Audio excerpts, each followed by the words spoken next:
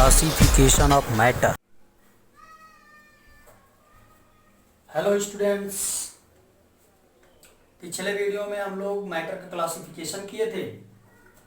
Matter की classification में मैंने दो टाइप बताया था, एक फिजिकल होता है, दूसरा केमिकल होता है। ठीक है, फिजिकल के बेस पर मैंने आपको सॉलिड, लिक्विड, गैस के बारे में डिस्कशन किया, और केमिकल के बेस पर हमने कहा था कि एक तो प्योर होता है, दूसरा इम्प्योर होता है। यहां तक मैंने आपको बता दिया था। आज हम उसी को प्रोसीड करते हैं, वीडियो को आज हम उसी को प्रोसीड करते हैं।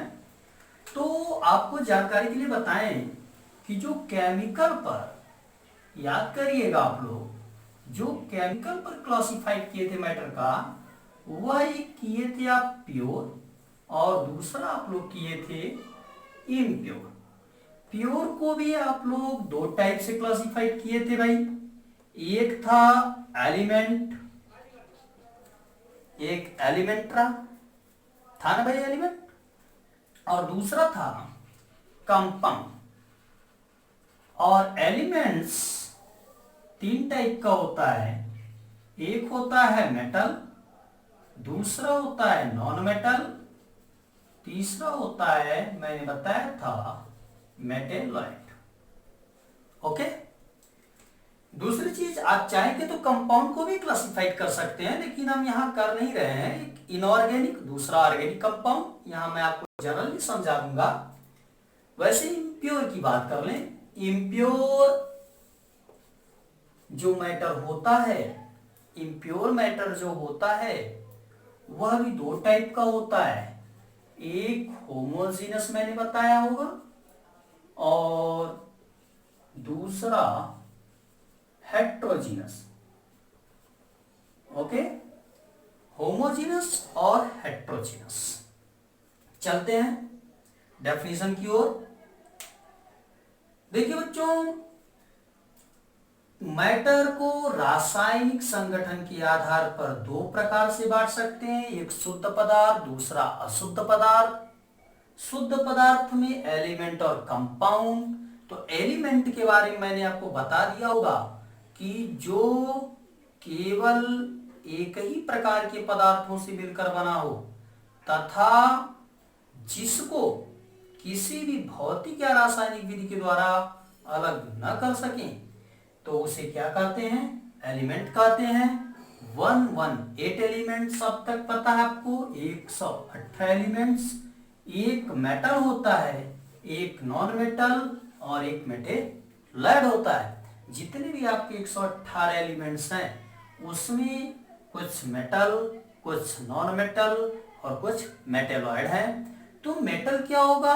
आप लोग बहुत पहले इस सब की डेफिनेशन पढ़े हैं कि जिसमें एक मेटेलॉइड चमक हो, जिसके सोनोरस, सोनोरस माने जानते ही होंगे, टंकार जैसी ध्वनि हो।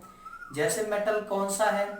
जैसे कॉइन्स देखते होंगे, जो बेल मंदिरों में टंगे होते हैं, घंटियां, जो आपके विद्यालयों में घंटे बजते हैं, वो सब क्या है? मेटल है। उसका अलग टाइप का ही साउंड होता है, सोनोरस होता है, उसमें टंकार जैसी ध्वनि होती है। जिसमें धात्विक चमक हो, जिसको पीटने पर वह फैल जाए, वह क्या होता है? मेटल होता है। ओके, तो नॉन मेटल उसी का जस्ट अपोजिट होगा। बाकी तमाम इसकी प्रॉपर्टीज हैं, करंट फ्लो होता है मेटल में, तमाम प्रॉपर्टीज है।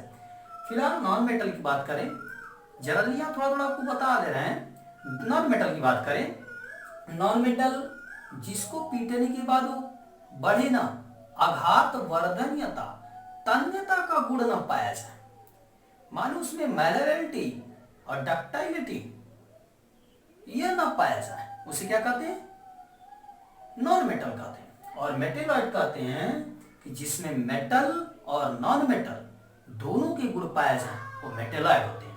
इसमें आप गोल्ड का एग्जांपल दे सकते हैं भाई, सोना, स्वर्ण, सिल्वर, तमाम मेटल है। इसमें आप जैसे वुड हुआ, लकड़ी हुआ, नॉन मेटल है ना? Non metal.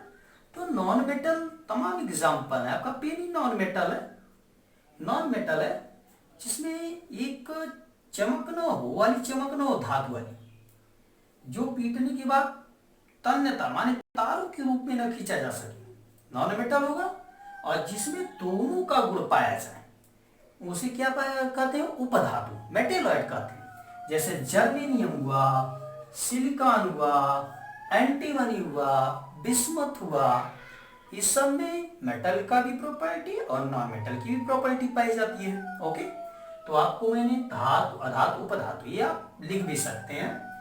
फिलहाल चलते हैं कंपाउंड की ओर। कंपाउंड क्या होता है? कंपाउंड भाई जो दो तत्व, दो एलिमेंट या दो से अधिक एलिमेंट से मिलकर बने, जो पदार्थ दो या दो से अधिक तत्वों से मिलकर बने, लेकिन ध्यान रहे एक निश्चित अनुपात हो, एक सर्टेन रेशियो हो। जैसे एग्जांपल H2O को देख रहे होंगे आप लोग, H2O को देख रहे होंगे, यहां अगर इसके भारात्मक अनुपात की बात करें, भारात्मक अनुपात की बात करें तो फिक्स है 1:8 का रेशियो होना चाहिए। H2O 1:8 के रेशियो माने हाइड्रोजन और ऑक्सीजन का जो रेशियो होगा वह 1:8 फिक्स है। फिक्स है, वाटर बनाना है तो हाइड्रोजन और ऑक्सीजन को 1:8 में मिलाना है। सर्टेन रेशियो में जब दो तत्व या दो से अधिक तत्व मिलकर के कोई कंपाउंड बनाए, माने कोई पदार्थ बनाए, तो वही क्या होता है, कंपाउंड होता है। मैंने कहा कि वाटर एक कंपाउंड है, जल यौगिक होता है, क्योंकि इसमें हाइड्रोजन और ऑक्सीजन का भारात्मक अनुपात 1:8 होता है। ठीक, NaCl है, वह भी कंपाउंड है, तमाम कंपाउंड होते हैं, फिटकरी हुआ, चीनी हुआ, तमाम कंपाउंड आप लोग देखते हैं भाई। कंपाउंड की तो कोई संख्या नहीं, कंपाउंड बहुत है, एलिमेंट सब सर्टेन रेशियो मिले होते हैं, उसे क्या कहते हैं, कंपाउंड कहते हैं। चलते हैं हम इम्प्योर जो मिक्सचर है, जिसको हम मिक्सचर बोलते हैं, इम्प्योर सब्सटेंस को।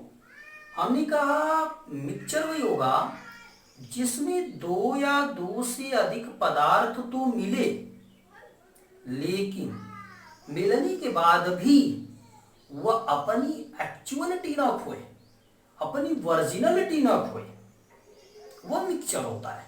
2, 4, 5, 6, 7, 8 जितने पदार्थ मिला दीजिए, लेकिन अपनी वर्जिनलिटी ना खोए। जैसे आप चीनी मिलाए, बालू मिलाए, ठीक, कुछ भी मिला दीजिए, सल्फर मिला दीजिए, मिलाने के बाद भी सल्फर दिखे, बालू दिखे, चीनी दिखे, मिलके एक जैसा न हो, वह क्या होता है आपका, वह आपका इम्प्योर होता है। कि जब दो या दो से अधिक पदार्थ अनसर्टेन रेशियो में मिलकर अपनी वर्जिनलिटी को, अपनी वास्तविकता को न खोए, उसे क्या कहते हैं, मिक्सचर कहते हैं। मिक्सचर दो टाइप का, एक होमोजेनस, दूसरा हेटेरोजेनस, समांगी मिश्रण, विसमांगी मिश्रण। इसको तो मैं एग्जांपल बता देता हूं, समझ जाएंगे।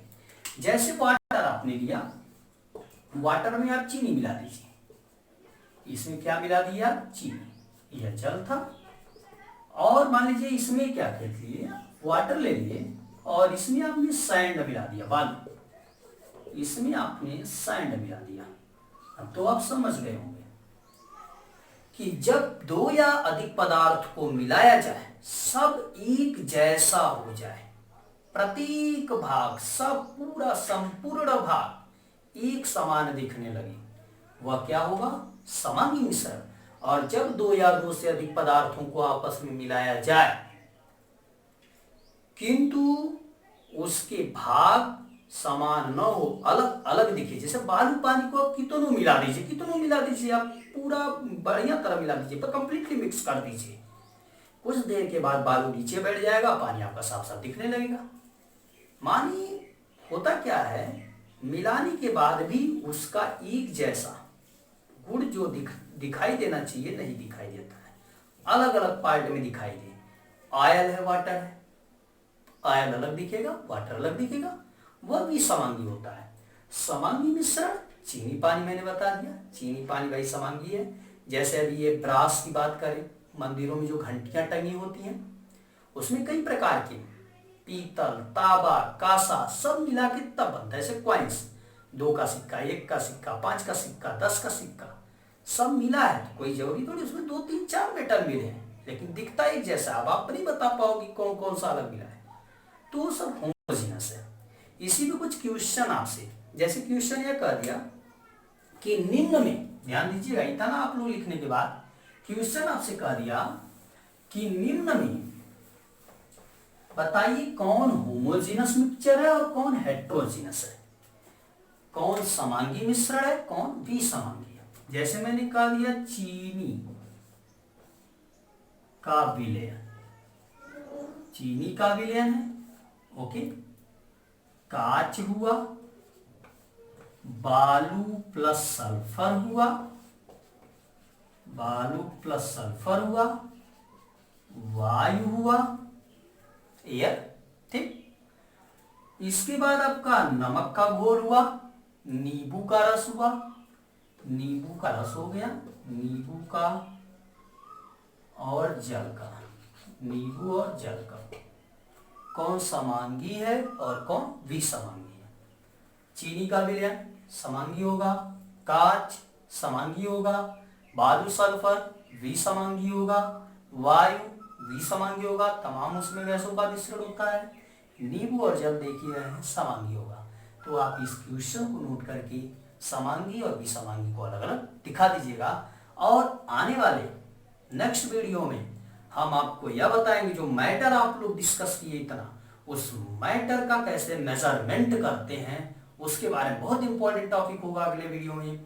जैसे मेजरमेंट ऑफ मैटर, कैसे हम किसी भी द्रव्य का परिमापन करते हैं जिसके अंतर्गत सिग्निफिकेंट फिगर, याद आ रहा होगा सार्थक अंक, एक्यूरी और प्रेशर, माने सार्थकता और परिशुद्धता, यह सब कैसे पहचानते हैं आने वाले नेक्स्ट वीडियो में बताएंगे। धन्यवाद।